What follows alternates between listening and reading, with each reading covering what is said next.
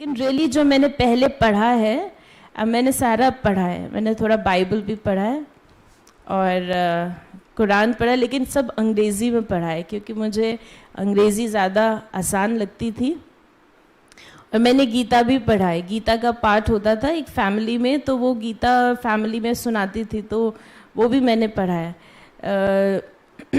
मतलब सुना है, तो हर चीज़ का अनुभव है मुझे। तो मैंने कुछ समय ज्ञान में तो मैं थी, तो कुछ समय मैंने बहुत स्टडी किया साइलेंस में, और साइलेंस में रह के मैंने कई चीज़ों को देखा, मतलब उसको समझा। क्योंकि तो मैंने ये देखा कि बहुत सारी चीज़ें वास्तव में सेम हैं, वो डिफरेंट नहीं है, बिल्कुल जैसे सेम है हर एक धर्मों में भी। लेकिन हम थोड़ा सा उस समय बाह्य मुक्ता में होते हैं, और शब्दों को, जैसे कोई इंग्लिश शब्द होगा तो उसको क्रिश्चियनिटी से जोड़ देंगे, उर्दू या अरबिक पर्शियन होगा तो इस्लाम से जोड़ देंगे, और हिंदी संस्कृत होगा तो हिंदुज़म से जोड़ देंगे। लेकिन इन सब से अगर हम ऊपर उठ के उन चीज़ों को समझते हैं, तो मैंने ये अनुभव किया था काफ़ी चीज़ें सेम हैं। और ये मैंने स्टडी किया था, और उसके बाद मैंने पढ़ के फिर सारा छोड़ दिया, क्योंकि मुझे ये छोड़ दिया, मतलब मैं अपने में संतुष्ट हो गई कि ये रियलिटी है, मुझे क्लैरिटी हो गई। फिर मैंने पूरा मुरली पे ध्यान दिया। तो अभी मैंने फिर, क्योंकि मुझे तो पता है संगम युग है, अब मैं वो, मुझे डिबेट तो करना नहीं है, तो इसलिए मैंने पूरा मुरली स्टडी कर लिया। तो फिर जब मैं मुरली पढ़ती थी तो मुझे रियल आंसर्स मिलते थे। तो जो कुछ भी मेरे अंदर, जब मैं स्टडी ये कर रही थी, तो अगर मैं कोई क्वेश्चन बोलती थी तो मुझे आंसर मिलता था। I will give you one example. मेरा रियल जो मतलब ऑफिशियल नाम है लौकिक शरीर का, वो है हुसैन बांदी इमाम, हुसैन की बांदी।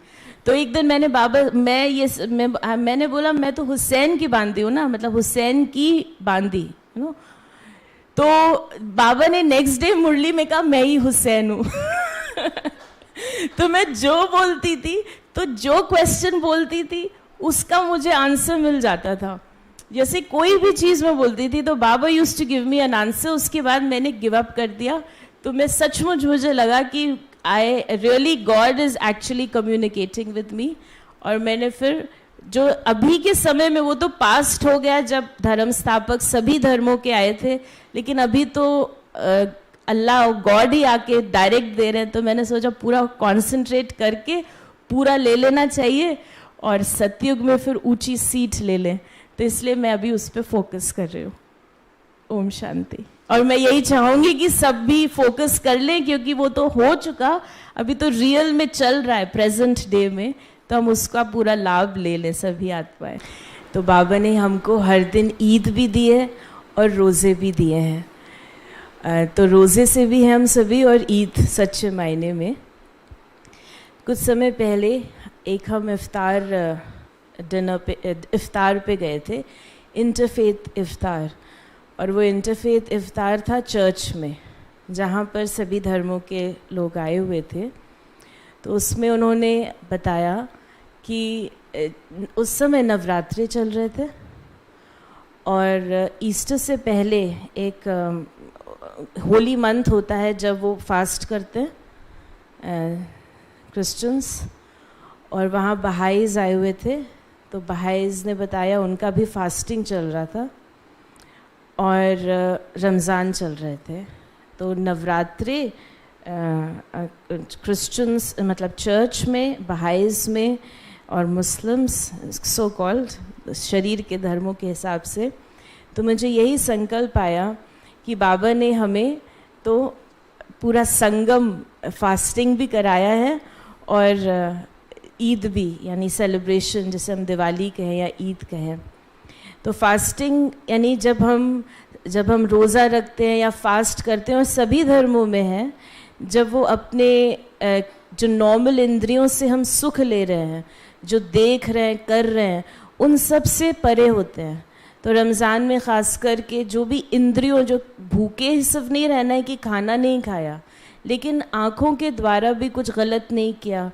इस मंथ में पवित्र रहना भी ज़रूरी होता है, और इस समय जितना आप परमात्मा को, अल्लाह को याद करते हैं, उतना आपके जैसे एक्स्ट्रा पुण्य जमा करते हैं और दान पुण्य यानी चैरिटी भी करते हैं। तो इस प्रकार से और इसी समय कहा जाता है लास्ट 10 डेज़ में जो जिब्रील ने कुरान की जो आयत है यानी जो होली वर्सेस हैं वो रिवील हुए।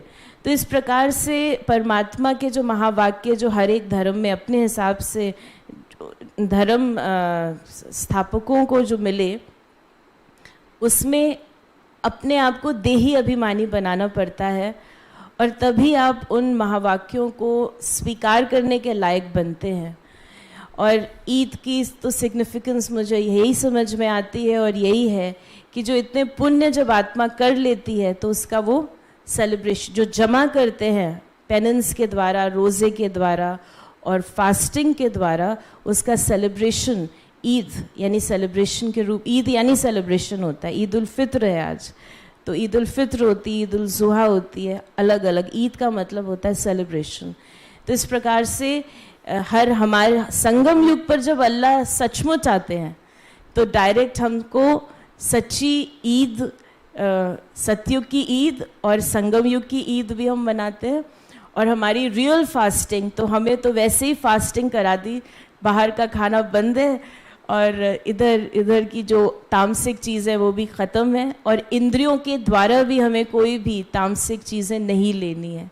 तो इस प्रकार से मुझे ये अपना बहुत अच्छा अनुभव हुआ था इंटरफेथ में, जब मैं रियलाइजेशन हुआ था कि सचमुच अल्लाह आकर वो तो थोड़ा थोड़ा, जैसे जो बाबा ने आज बोला, पूरा झाड़ है और झाड़ के अलग अलग डालियाँ हैं, तो उसमें उनको थोड़ा थोड़ा मिलता है, 1 महीने का मिलता है, 40 दिन का मिलता है और हमें पूरा जीवन संगम का ये मिलता है। तो मुझे बड़ा खुशी है और मैं तो यही चाहूँगी कि सभी जितनी भी सब आत्माएं हैं, चाहे किसी भी धर्म में हो शारीरिक, लेकिन सभी वो जान लें कि बाबा आकर अभी हमें असली फास्टिंग, रोज़े, पेनेंस करवा रहे हैं और हमारी असली ईद और दिवाली होने वाली है।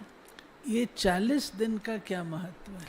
40 दिन का मुझे एग्जैक्टली तो नहीं पता, लेकिन जो लास्ट 10 डेज हैं उसमें कहते हैं कि it is the revelation happened.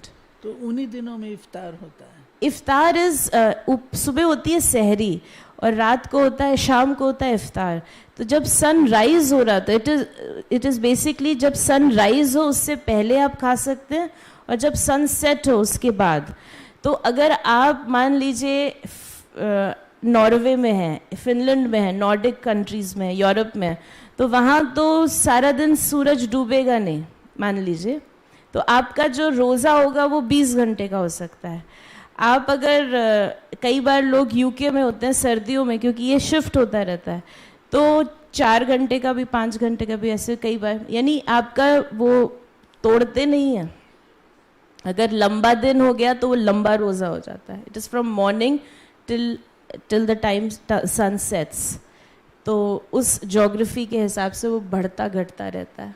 अच्छा, एक होती है ईद जो बकर ईद बोलते हैं, ये ईद उल फित्र है, फितरा निकालते हैं, चैरिटी करते हैं। आज ईद उल फितर। ईद उल फित्र मेन, जिसको आप मीठी ईद कहते हैं कॉमन लैंग्वेज में, ले लैंग्वेज में। कौन सी ईद? मीठी ईद कहते हैं, सेवई बनती है, आज है सेवई की ईद क्योंकि हम लोग सब अब भोजन के हिसाब से चीज़ों को देखते हैं, तो आज है सेवई की ईद। वैसे Eid ul Fitr, this is Eid ul Fitr, charity.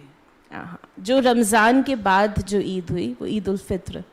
और ईद उल जो बकरीद है, ईद उल अदा, वो है जब कुर्बानी दी गई थी, तो कुर्बानी तो मैं की थी, उसके बाद तो फिर बकरे काट लेते हैं, वो भी बेसिकली तो उसमें भी आपको देही अभिमानी बनना है। तो हर चीज़ वास्तव में हमें देही अभिमानी बनाती है, लेकिन जितना जितना हम देह अभिमान में उसको हम उसी रीति से लेते हैं। जैसे आज हमने ईद को भी भोजन के साथ ही अटैच कर दिया।